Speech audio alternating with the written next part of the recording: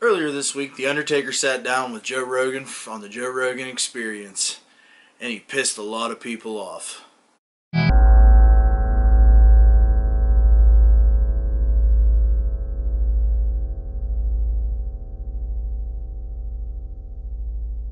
we doing, folks? It's Walt with One Fall WrestleCast. So this week, The Undertaker was on Joe Rogan's podcast, and he had a lot of things to say. He talked about steroids, he talked about locker rooms, he talked about how he broke into the business, and what he had to say pissed a lot of people off. And quite frankly, I don't understand why. Today's roster and today's crop of superstars most of them have aspired to be WWE superstars or professional wrestlers for that matter, for most of their lives.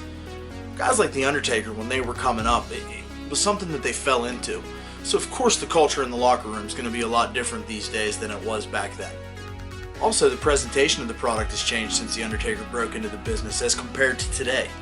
You know, the entertainment aspect of things is much more focused on in the world of the WWE specifically. So of course, guys looking pretty is kind of a priority. Back then it wasn't so much. You had your gimmick, you went. That was it. Now your gimmick, you have to have the same look, you've got merchandising, you've got all this stuff that maybe The Undertaker didn't have early on in his career. Where the boys are getting all bent out of shape is that, he talked about the locker room, how he would much rather have walked into a locker room back in his day when men were men and, men were hard and now men are soft and things like that. And I don't necessarily think that that's really what he was trying to come across. If you think about it, when The Undertaker broke into the business in the 80s, professional wrestling was a band of misfits. Not like today where these guys have dedicated their lives to becoming professional wrestlers.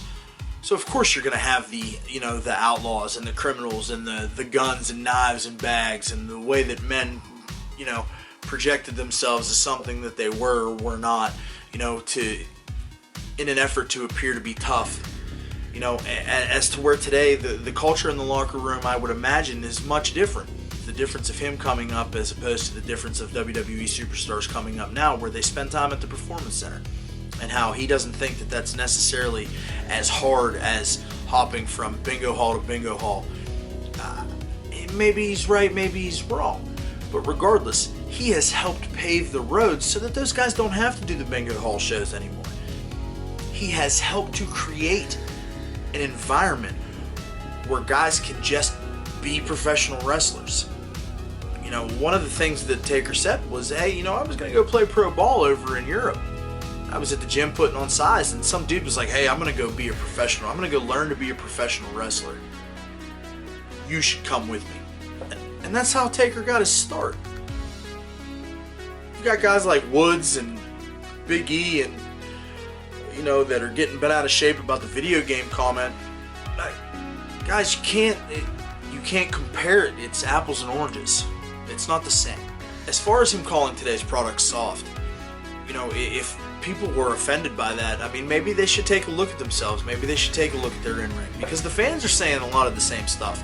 And just because this is your consummate locker room leader, this is your guy that everybody, has so much respect for, saying that the product's soft and now everybody wants to get bent out of shape about it, maybe you should listen.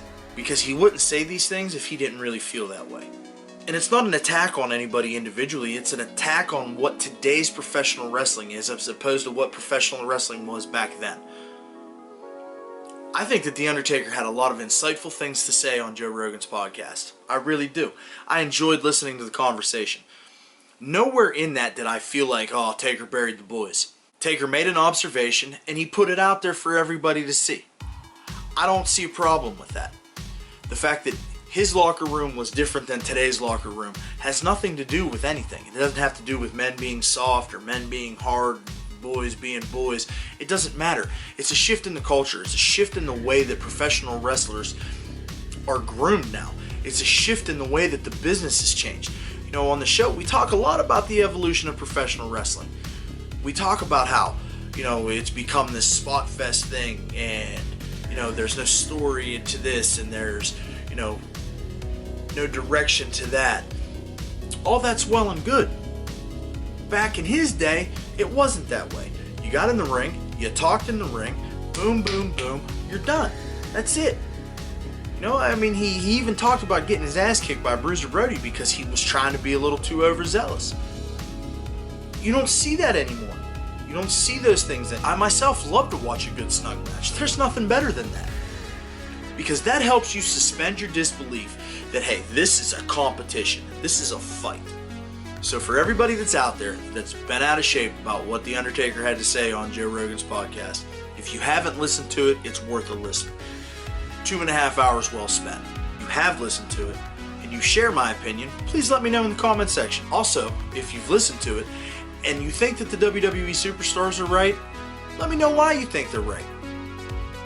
At the end of the day, The Undertaker gave us as fans 30 years of greatness. 30 years. He's entitled to his opinion, whether it be about steroids, whether it be about in-ring performance, whether it be about the locker room, because he's seen it change before his eyes. He's seen the culture change. He's seen the type of man that walks through the door now as opposed to then.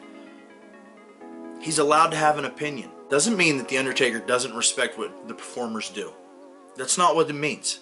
He didn't bury the boys. He just voiced his opinion. And if you're that bothered by what The Undertaker had to say as a talent, maybe you should take a look at your game.